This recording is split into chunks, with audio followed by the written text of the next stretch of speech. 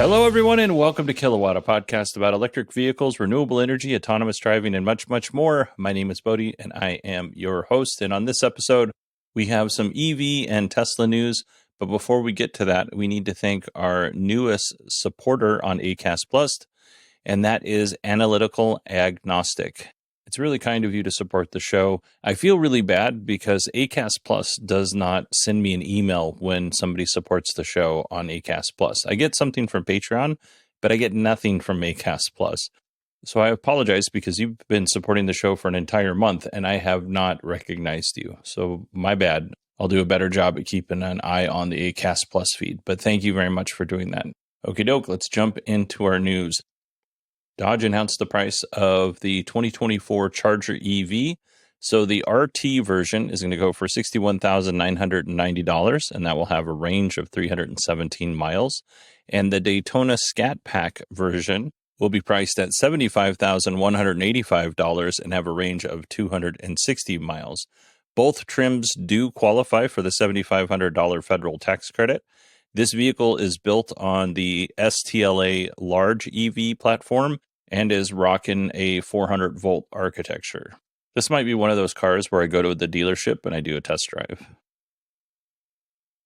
Looks like the GMC Sierra EV Edition 1 pickup truck will be headed to dealers over the next few weeks. This is according to GM Authority. So the sister truck or cousin truck, whatever you want to call it, the Chevy Silverado EV pickup truck was released earlier this summer.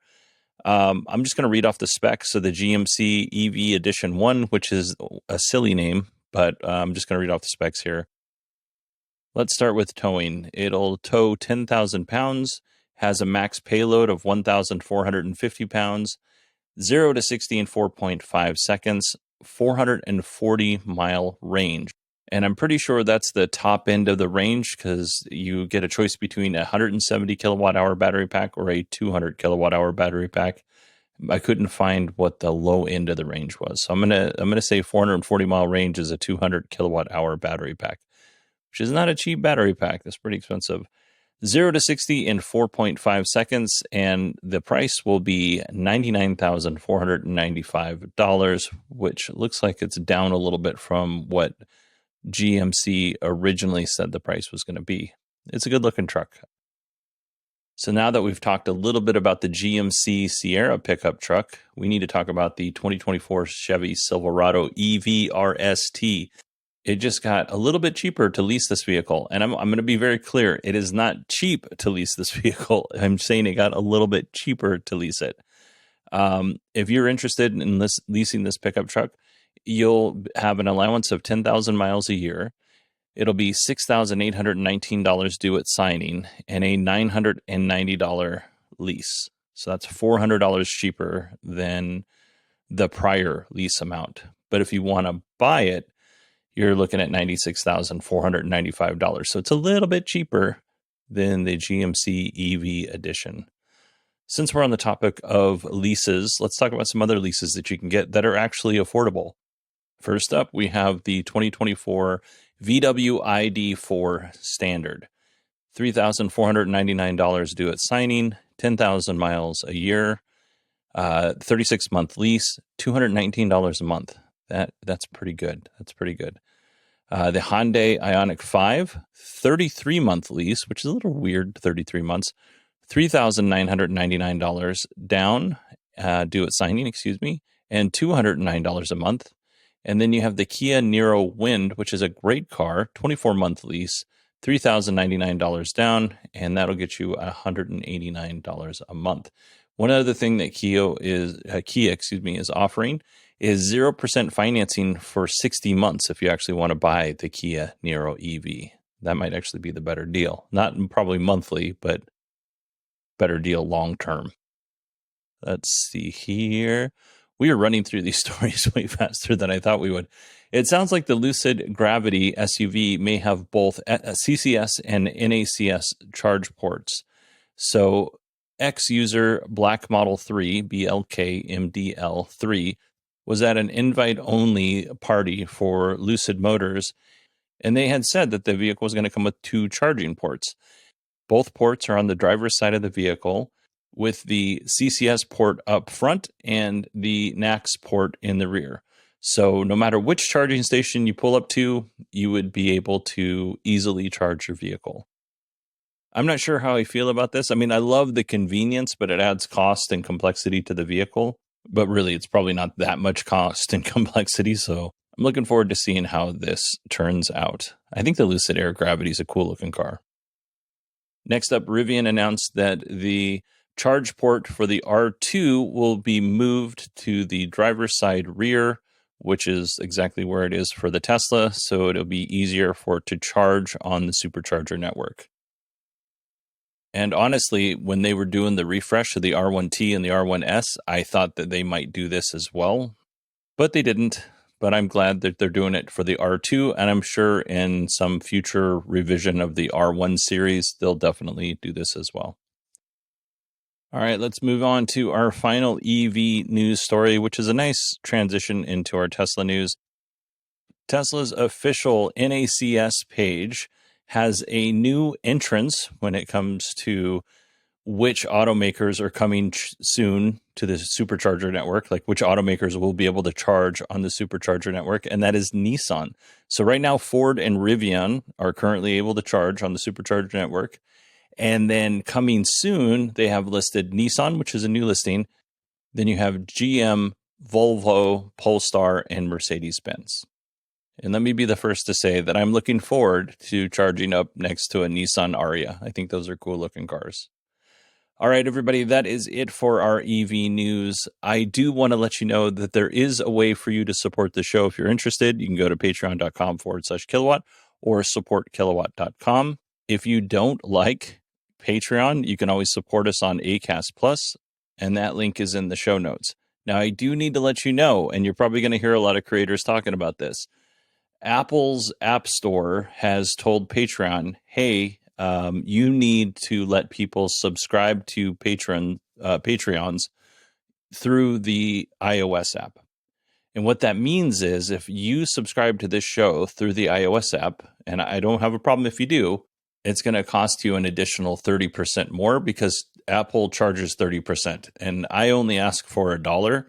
By the time Apple takes 30% and Patreon takes their 12 or 13%, whatever it is, that doesn't leave very much money after that. So if you are supporting the show through the Patreon website directly, that is awesome. Thank you very much. If you are planning on supporting the show through the iPhone app, I genuinely have no problem with that, but you will be charged 30% more for pretty much the same thing.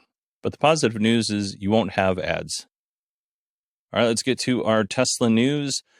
Tesla can now sell cars directly to consumers in Kentucky, so hooray for that. If you buy a Model S or an X, Tesla is offering a really interesting bundle.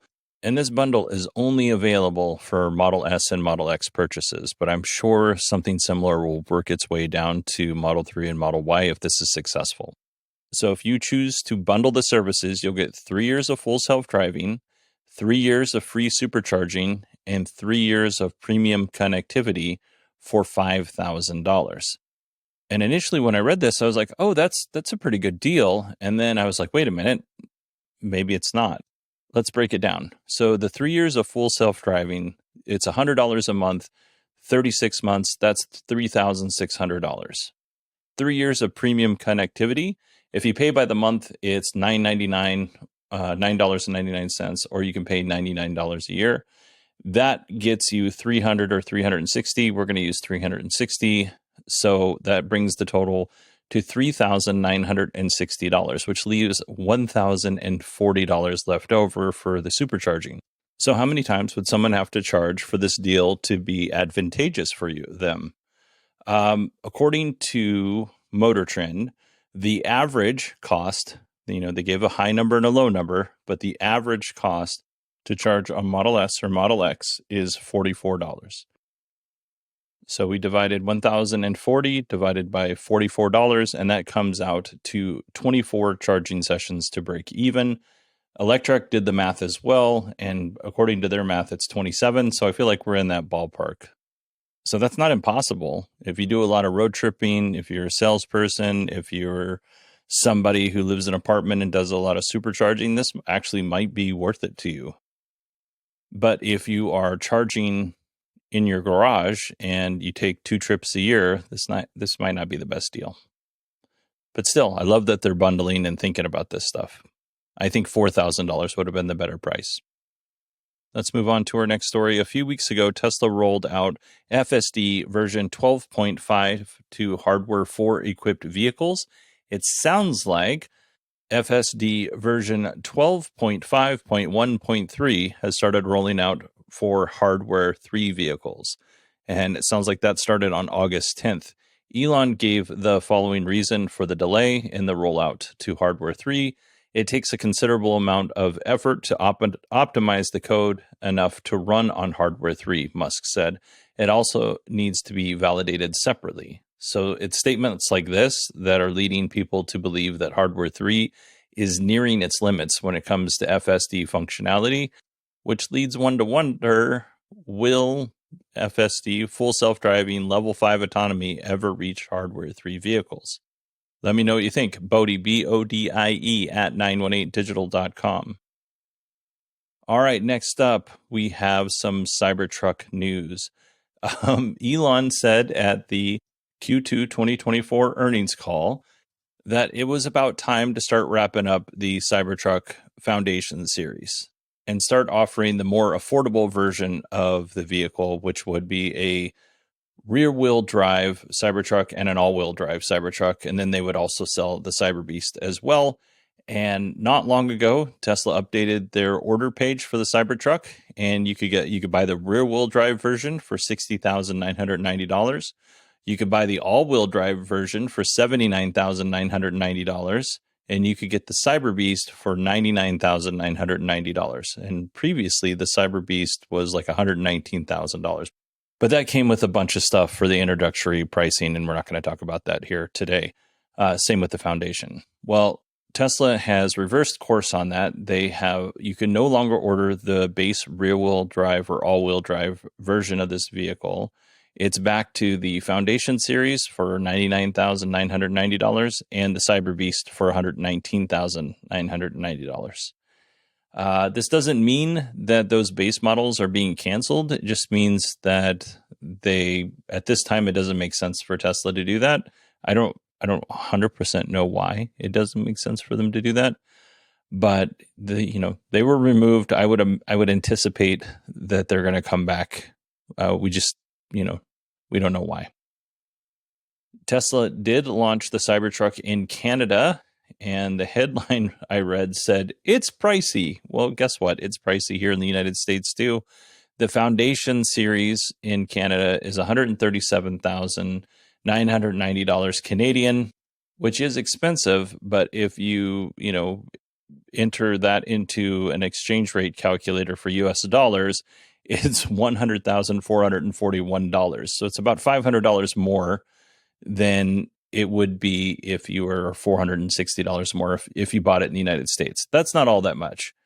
If you want the Cyberbeast version, you're going to spend $165,990 Canadian, which if you calculate the exchange rate is $120,825 US dollars. So it's a little bit more, about I don't know, I'm doing the math off the $935 more, something like that, than the Cyberbeast.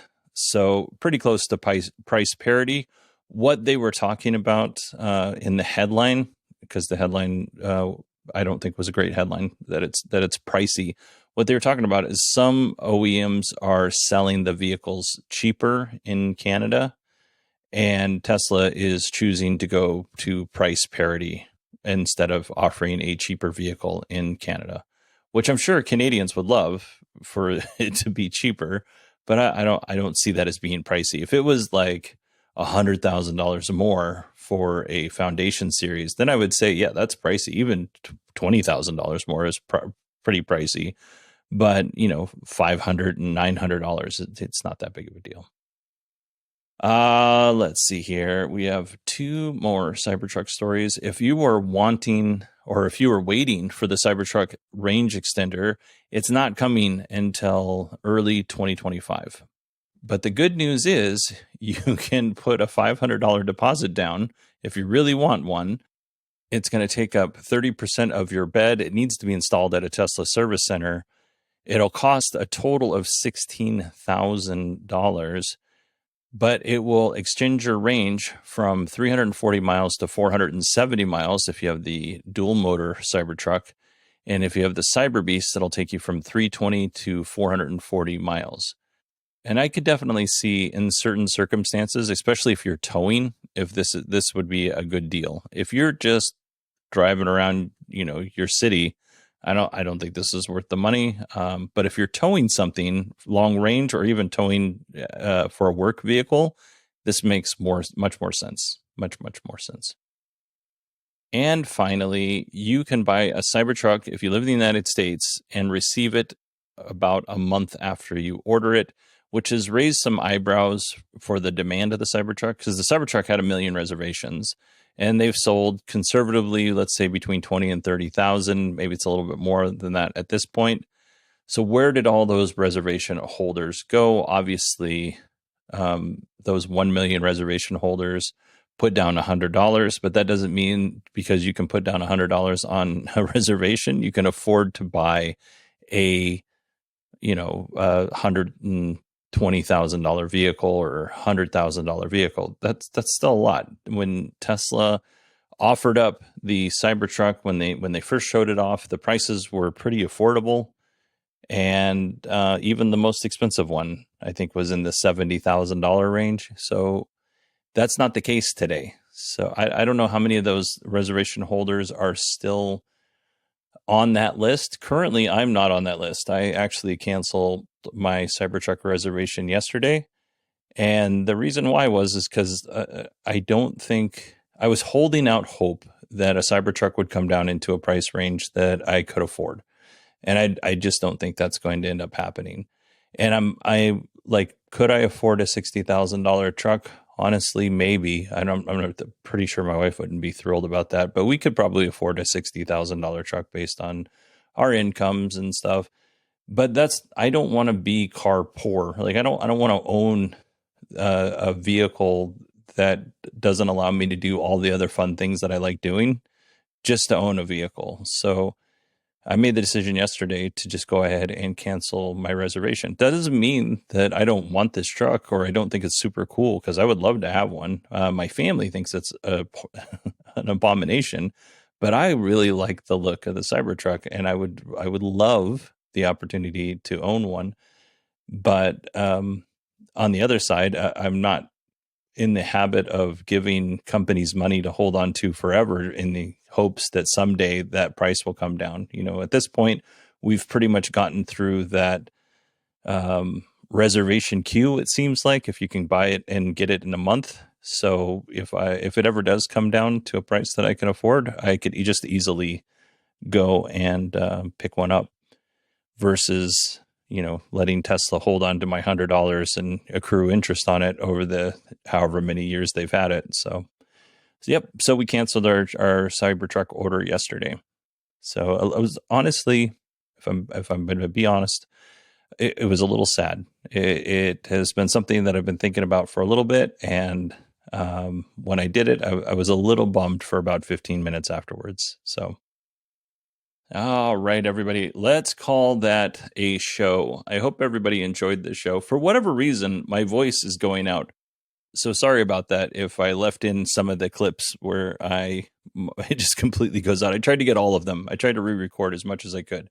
But the problem with that is your voice continues to go out when that happens. So I'm not sick or anything. I just think I've been talking a lot on mic lately. So I think that's the reason. Beyond the Post. Please go and check out my podcast, Beyond the Post. My buddy Rob Dunwin and I do this together. It is honestly I think it's my best show that I do.